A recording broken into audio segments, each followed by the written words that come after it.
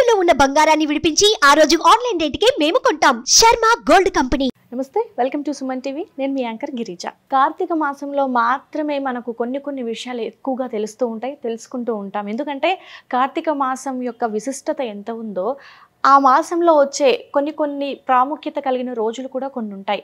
So అలాంటిదే అమావాస్య తర్వాత వచ్చే పాడ్యమిని పోలీస్ వర్గం అంటారు. అసలు ఈ పోలీస్ వర్గం అంటే ఏంటి, ఆ రోజు ఏమైనా పాటించే నియమాలు ఉంటాయా, ఇలాంటి విషయాలని తెలియజేయడానికి ఇవాళ మనతో పాటు ఉన్నారు ప్రముఖ జ్యోతిష్య పండితులు బ్రహ్మశ్రీ నందిబట్ల శ్రీహరి శర్మ గురువు గారితో మాట్లాడిద్దాం. నమస్కారం గురువుగారు. వాగర్థావివ సంపృక్తౌ వాగర్థ ప్రతిపత్తయే జగతః పితరౌ వందే పార్వతీ పరమేశ్వరౌ.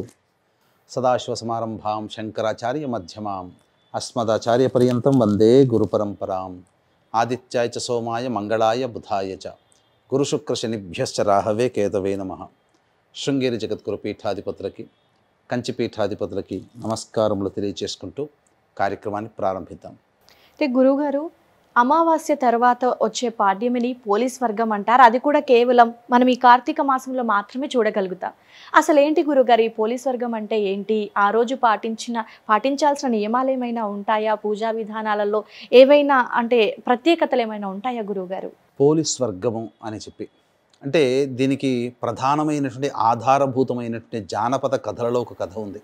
ఓకే గురువు. అంటే ఒక రజక స్త్రీకి ఉన్నటువంటి కోడళ్ళు, 5 కోడళ్ళలో చిన్న కోడలు పోలమ్మ. ఆమె ఈ కార్తీక మాసాన్ని యథాశక్తి కాకుండా మనస్సుని అర్చించి పూజా కార్యక్రమాలు శివానుగ్రహానికి పాత్రులైంది కాబట్టి పాడ్యమి అనగా కార్తీక మాసం అంతా అయిపోయిన తర్వాత పాడ్యమి రోజున యథాలాపంగా నెల రోజుల పాటు శివపూజ చేసుకుని పాడ్యమి రోజున కూడా అవి శివపూజ చేసుకోవడం వల్ల దేవదూతలు వచ్చి ఆమెని స్వర్గానికి తీసుకొని పోయినటువంటి సంఘటన ఇది.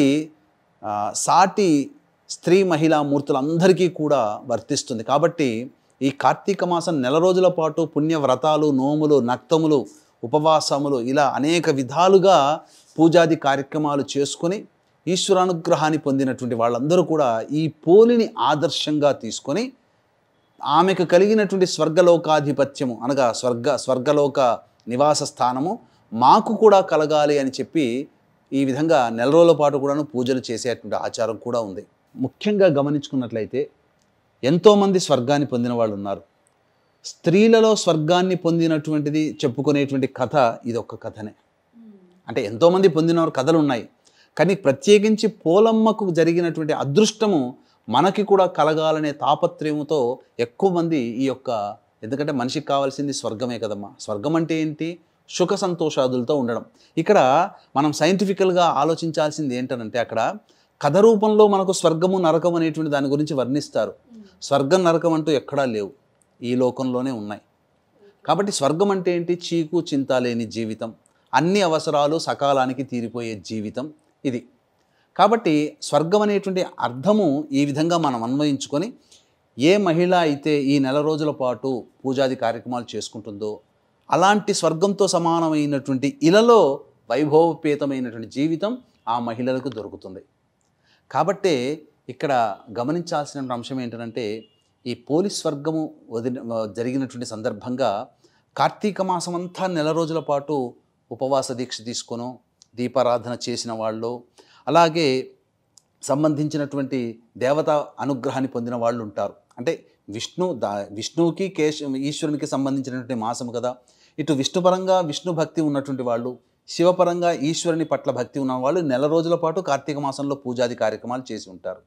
అటువంటి వాళ్ళు దీన్ని కంటిన్యూషన్గా మార్గశిర పాడ్యమి రోజున కూడా అదే విధానాన్ని అనుసరించినట్లయితే తప్పకుండా వాళ్ళకి ఆ యొక్క మాస రోజుల పాటు చేసినటువంటి పూజ సంపూర్ణ ఫలితం దక్కుతుంది. అయితే గురుగారు, అంటే మాసం రోజుల చేసిన పుణ్యఫలం ఈ రోజు కూడా చేస్తే కంటిన్యూగా వస్తుంది అంటున్నారు కదా, మరి ఆ రోజు పూజా విధానాల్లో ఏ విధంగా పూజలు చేయాలి అంటారు గురువుగారు? చక్కగా ఇక్కడ ఒకటి చాలా క్లియర్గా మనకు చెప్పబడినటువంటిది ఏంటంటే ఈ నెల రోజుల పాటు పూజాది కార్యక్రమాలు చేసిన వాళ్ళు అయిపోయింది కదా అని చెప్పేసేసి కాకుండా మార్గశిర శుద్ధ పాడ్యమి రోజున ఈసారి సోమవారం వచ్చింది, చాలా విశేషము. పైగా జ్యేష్ఠ నక్షత్రంతో కూడుకున్నటువంటిది.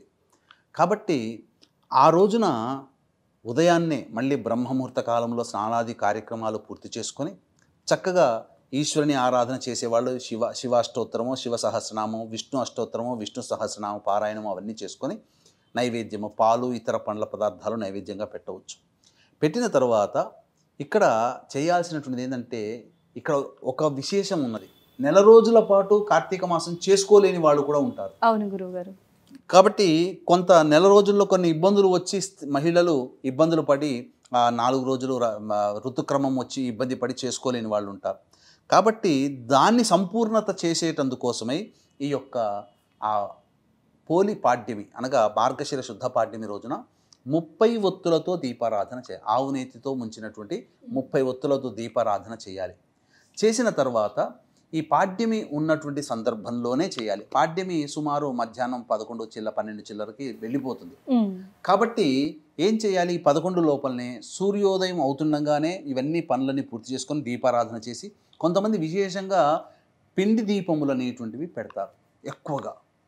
అలాగే అవకాశం ఉంటే నదీ తీర ప్రాంతంలో ఉన్నవాళ్ళు, చెరువులు సరస్సులు ఉన్నవాళ్ళైతే ఆ రోజున ఆ చెరువు గట్టు దగ్గరనో స్నానం ఆచరించారు, నదీ తీరంలో స్నానం ఆచరించారు. లేకపోతే ఆ రోజున ఇంట్లోనైనా కానీ నీటిలో కానీ బావి నీటిలో కానీ ఆచరించవచ్చు. ఆచరించిన తర్వాత అప్పుడు ఈ నీటిలో ఆ పారాయణం అన్నీ చేసుకుంటారు కదా, శివ సహస్రనామం, విష్ణు సహస్రనామం పారాయణం అయిన తర్వాత అరటి దొప్పలలో మళ్ళీ దీపారాధన చేసి నీటిలో వదులుతూ ఆ 3 సార్లు ఆ విధమైనటువంటి పుణ్య ఫలితం మాకు దక్కాలనే సంకల్పం చేసుకొని ఒకసారి పోలిని మా మనసులో పోలికి జరిగినటువంటి వృత్తాంతము, వృత్తాంతము, ఆమెకు జరిగినటువంటి పుణ్యము అవన్నీ లీలగా గుర్తు చేసుకొని 3 సార్లు ఆ విధంగా బకెట్లో కానీ లేదా నదుల్లో కానీ వదిలితే ఆ అరటి డొప్పలో పెట్టిన దీపాన్ని వదలాలి. అలా ఆ విధంగా 3 సార్లు తొయ్యాలి. ఆ విధంగా చేసి దీపానికి నమస్కారం చేసుకొని ఇంటికి వస్తే కార్తీక మాసము పుణ్య ఫలితం అంతా కూడా వాళ్ళకు దక్కుతుంది. ఆ సమయంలో ఉషస్సు సమయంలో ఈ పోలికి సంబంధించినటువంటి గాథని కూడా ఒకసారి చదువుకోవాలి. ఏంటా గాథ? పూర్వము ఒక రజక స్త్రీకి 5 కోడళ్ళు ఉన్నారు. ఈ 5 కోడళ్ళలో చిన్న కోడలైనటువంటి పోలమ్మ అనే ఆమెకి ఎక్కువ భక్తి. ఆ భక్తి చూసి అత్తగారు, ఇతర తోటి కోడళ్ళు ఈర్ష్య, అసూయ పడేవాళ్ళు. అంటే వాళ్ళు కూడా భక్తిపరురాలే అందరూ కూడా. కానీ వాళ్ళకన్నా ఈమె ఎక్కువగా మనస్సుతో భక్తితో ఆ ఈశ్వరుని ఆరాధన చేస్తున్నటువంటి సంబంధించి ఇక మనకు పరిపరి విధాలుగా సమయం వచ్చినప్పుడల్లా కార్తీక మాసం ఎప్పుడు వస్తుందో అత్తయ్య అనే అక్కలతోనూ ఈ అత్తయ్యతోనూ పరిపరి విధాలుగా చర్చించుకుంటూ ఉండేది. వామ్మో, కార్తీక మాసం వచ్చిందనంటే ఈమె ఎంతో పుణ్యం సంపాదించేసుకుంటుంది, కాబట్టి ఆ పుణ్యం ఏదో మనం సంపాదించుకోవాలి, ఎటువంటి పుణ్యం కూడా ఈమెకి దక్కకుండా చెయ్యాలి అని చెప్పి ముందుగానే అనుకున్నటువంటి పథకం ప్రకారం కార్తీక మాసం ప్రారంభం అవ్వడంతోనే ఈ 5గురిలో ఆమెను మాత్రము పక్కకు పెట్టి మిగిలిన 4 కోడళ్ళని తీసుకొని అత్తగారు నది స్నానానికి వెళ్ళిపోవడం, ఉదయాన్నే ఇంటిలో బండెడు పని, చాంతాడంత పని అంతా కూడా ఆ చిన్న కోడలికి పోలమ్మకి అప్పగించడం, తద్వారా ఆ పనులన్నీ చేసుకునేసరికి ఆ పూజ చేసుకునే అవకాశం ఉండదు కదా అని భావించారు. కానీ పని చేసుకుంటూ కూడా శివనామస్మరణ, దైవనామస్మరణ కూడా విడవకుండా భక్తితో చేసుకునేది ఆ పోలమ్మ. అయితే ఈ కార్తీక మాసము దీపారాధన అంటే విశేషం కదమ్మా. మరి దీపారాధన ఎలా చేసిండొచ్చు అని కూడా చాలామందికి వస్తుండొచ్చు సంకేతం. కాబట్టి ఏంటనంటే ఇంట్లో ఆ కాలంలో పత్తి చెట్లు ఇంట్లో ఉండేటివి. కాబట్టి పత్తి చెట్టు నుంచి వచ్చినటువంటి పత్తిని తీసుకొని అప్పటికప్పుడు తీసుకొని వెన్న చిలుకుతారు కదా ఇంట్లో, ప్రతి ఇంట్లో. ఇప్పుడంటే వెన్న లేదు, కానీ ఆ కాలంలో వెన్న చిలికేవాళ్ళు. ఆ వెన్న చిలికిన తరువాత కవ్వాన్ని పక్కకు పెడతారు కదా, ఆ కవ్వానికి అంటుకున్నటువంటి వెన్నని ఆ పత్తికి రంగరించి ఆ దేవుని దగ్గర దీపారాధన చేసేది. అయితే ఈ దీపారాధన ఆ తోటి కోడలందరూ అత్తతో సహా స్నానం ఆచరించి ఇంటికి వస్తారు కదా, ఆ వచ్చే సమయంలో ఎక్కడ చూస్తారని చెప్పి ఆ దీపారాధన కనబడకుండా ఒక గంపని బోర్లించేది. ఆ విధంగా భక్తి ప్రపత్తులతో నెల రోజుల పాటు చేసేది. ఇంటికి వచ్చేసరికి ఈమెం పూజలు చేయలేదు, మనమే పూజలు చేసాం, మనమే దేవుడు మనల్ని అనుగ్రహించాడు అని చాలా సంతోషంగా ఉండిపోయారు. ఈ నెల రోజుల పాటు అత్యంత భక్తి ప్రపత్తులతో చేసినటువంటి విధానాన్ని చూసినటువంటి దేవదూతలందరూ కూడా, ఆ దేవదూతలు పాడ్యమి రోజున ఇంటి ముందర పుష్పక విమానం దిగింది. అంటే స్వర్గానికి తీసుకుపోయేటువంటి విమానం దిగింది. వాళ్ళు ఆ తోటి కోడళ్ళు అత్తగారు ఏమనుకున్నారంటే, మన కోసం మనం నెల రోజుల పాటు మంచిగా నదీ స్నానం చేసాం, దీపారాధన చేసాం, ఆ ఈశ్వరునికి అనేక విధాలుగా కొలిచాం, మన కోసమే వచ్చిందిరా అక్కడ విమానం, ఎక్కుదాం రా అని చెప్పి ఆ తోటి కోడళ్ళు ఎక్కుతుంటే వాళ్ళందరినీ మీరు కాదు, మీరు పక్కకు నడవండి, ఎక్కాల్సింది పోలమ్మ అని చెప్పి పోలమ్మని పిలిపించుకొని పోలమ్మని ఎక్కించుకున్నారు. ఎక్కించుకొని ఇక పోదామని అనుకుంటుంటే ఆ పోలమ్మకి స్వర్గలోకానికి వెళ్ళడానికి అర్హత ఉండకూడదు, మనతో పాటు ఇక్కడ ఉండాలని చెప్పి అత్తగారు అసూయపడి ఆ పోలమ్మ కాల్ని పట్టుకొని ఏలాడారు. ఆ అత్తగారిని పట్టుకొని మిగతా 4 కోడళ్ళు ఏలాడారు. వాళ్ళందరూ కూడా దేవదూతలందరూ కూడా నువ్వు కాదని చెప్పాం కదమ్మా అని చెప్పి వాళ్ళని తోసేశారు. ఆ విధంగా ఆమె బొందితోనే స్వర్గాధిపత్యం పొందింది, వీళ్ళు మాత్రం ఇక్కడే ఉండిపోయారు. అంటే ఈర్ష్య అసూయలతో కోరికలతో, దీని అర్థం ఏంటంటే ఈ పోలమ్మ కథ ద్వారా మనం తెలుసుకోదలిసినటువంటిది ఈ యొక్క ఈర్ష్య అసూయలతో కానీ లేదా కోరికలతో కానీ కార్తీక మాసం వ్రతం అనేటువంటిది చేయకూడదు. సైద్ధాంతిక పరంగా భక్తితో మనస్సుని అర్పించుతూ చేయాలి. ఆ విధంగా ఇప్పుడు మక్కాలో ఉన్నటువంటి శివలింగం ఎక్కడిది ఉన్నటువంటిది? శుక్రాచార్యుడు, రాక్షసుల గురువైనటువంటి శుక్రాచార్యుడు మనస్సుని అర్పించి 5000 సంవత్సరాలు కంటితో అభిషేకం చేసుకుంటూ వచ్చాడు. ఆ ఈశ్వరుడు మెచ్చి ఆ లింగాన్ని ప్రసాదించాడు. అది దాని కథ. అంటే ఏంటంటే దీని అర్థం ఏంటంటే మనకు పరిపరి విధాలుగా ఏ దేవతారాధనలో అయినా కానీ మూఢభక్తి మరియు మనస్సుతో అర్చించి చేసేటువంటి భక్తే ప్రధానము తప్ప నీవు కనిపించేటువంటి వస్తువులతోనో ఆడంబరంగా నేను ఈ పూజ చేస్తున్నాను, ఖచ్చితంగా నాకు ఇది కావాలి అని చెప్పి సంకల్పం చేసుకునే భక్తి వల్ల ఎటువంటి ప్రయోజనం ఉండదు అని చెప్పి తెలిపేటువంటిదే ఈ పోలమ్మ కథ వృత్తాంతంగా మనం తెలుసుకోవచ్చు. వీక్షించేటువంటి ప్రేక్షకులు ఈ పోలీస్ వర్గం సంబంధించినటువంటి పురస్కరించుకొని ఆ రోజున పుణ్యతిథిగా భావించుకొని జాతకరీత్యా కలుగు విద్య, వివాహ, ఉద్యోగ, దాంపత్య, సంతాన, అనారోగ్య సమస్యల నివారణకు మరియు గోచారరీత్యా వృషభ, బిందున, కర్కాటక, సింహతుల, వృశ్చిక, మకర, కుంభమీన రాశిలో జన్మించినటువంటి వారికి శనిదోష పరిహారార్థమై సర్వదోష నివారణ పూజలు, హోమాలు గోకర్ణంలో కానీ శ్రీశైలంలో కానీ డిసెంబర్ 2వ తారీఖు రోజున పీఠమాధ్వర్యంలో పర్ హెడ్ 1500 రూపాయలకి చేయించడం జరుగుతుంది. అవకాశం ఉన్నవాళ్ళు కార్యక్రమ తదనంతరం కాంటాక్ట్ చేసి పూర్తి వివరాలు తెలుసుకోవచ్చు. అయితే గురుగారు, ఇప్పుడు ఈ కార్తీక మాసానికి ఎంత పవిత్రత ఉందో ఆ తదుపరి వచ్చే పాడ్యమి రోజు కూడా అంత పవిత్రత, అంత ప్రత్యేకత ఉంది అంటారు. ఉందమ్మా. అందుకనే ఖచ్చితంగా కార్తీక పౌర్ణమి రోజున అరటి డొప్పల్లో ఏ విధంగానైతే దీపారాధన చేస్తారో ఆ విధంగా కూడా పాడ్యమి రోజున చేయాలి. పోలీస్ వర్గం పొందినటువంటి రోజున ఆ విధంగా చేయాలి. ముఖ్యంగా ఎక్కువగా చాలామంది పిండి దీపారాధనలు చేస్తారు. ఇంకా చెప్పాలి అని అంటే 30 ఒత్తులతో దీపారాధన ఖచ్చితంగా ఆ రోజున చేయాలి. ఇంట్లో చేయాలంటారు. ఇంట్లో చేయాలమ్మా. ఓకే గురుగారు. ఇంట్లో ఇప్పుడు నదులలో వదలాలి, లేదు ఇంట్లోనైనా చేసుకోవచ్చు. ఇప్పుడు నదులు స్నానం చేసే అవకాశం లేదు, నదులలో దీపంని వదిలే అవకాశం లేదు. మరి ఎట్లా అంటారు? ఒక బకెట్లో కానీ గంగాళంలో కానీ లేదా దేంట్లైనా కానీ నీరు పెట్టి ఆ విధంగా నీటిలో దీపారాధన వెలిగించినటువంటి అరటి డొప్పల్ని పెట్టి 3 సార్లు ఈ విధంగా తోస్తే ఆ విధమైనటువంటి ఫలితమే వస్తుందమ్మా. నదీ స్నానం చేయలేకపోయినా మామూలు స్నానమైనా చేసినా అదే ఫలితం వస్తుంది. కాకపోతే ఆ చుట్టుపక్కల పారే నదిని ఒకసారి నమస్కారం చేసుకొని స్నానం ఆచరిస్తే అదే వస్తుంది. ముఖ్యంగా ఆ రోజున బ్రాహ్మణులకి స్వయంపాక దానం ఇవ్వాలి.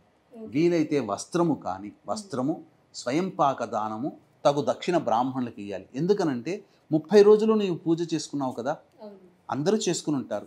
ఆ 30 రోజుల పాటు పొందినటువంటి పుణ్యము అన్నదానంతో సమాప్తమవుతుంది.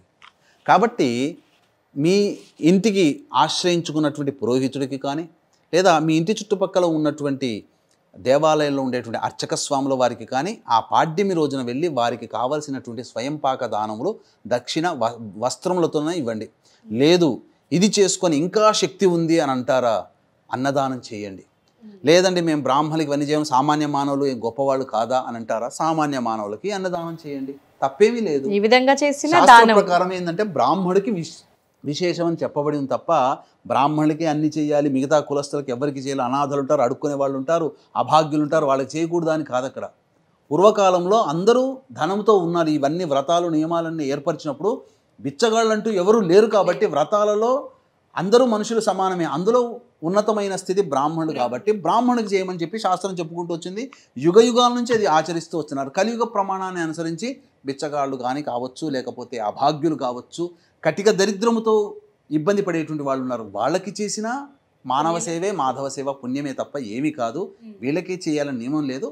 శాస్త్ర ప్రకారాన్ని అనుసరిస్తూ బ్రాహ్మణుడికి స్వయంపాక దానం ఇచ్చి మీ శక్తి కొలది మీకు ఇష్టరీతిగా ఎక్కడైనా కానీ అన్నదానం చేయవచ్చు. తద్వారా ఏమవుతుందనంటే సంపూర్ణమైనటువంటి దేవతానుగ్రహాన్ని పొందిన వాళ్ళమవుతామని చెప్పడంలో ఏమాత్రం సందేహం లేదు. ఓకే గురుగారు, అయితే ఆ రోజు అంటే శివుడికి కానీ విష్ణువుని కానీ వాళ్ళని నమస్కరిస్తూ సహస్రనామాలు ఏది పఠించినా కూడా అంత మంచి జరుగుతుంది అంటారా గురుగారు?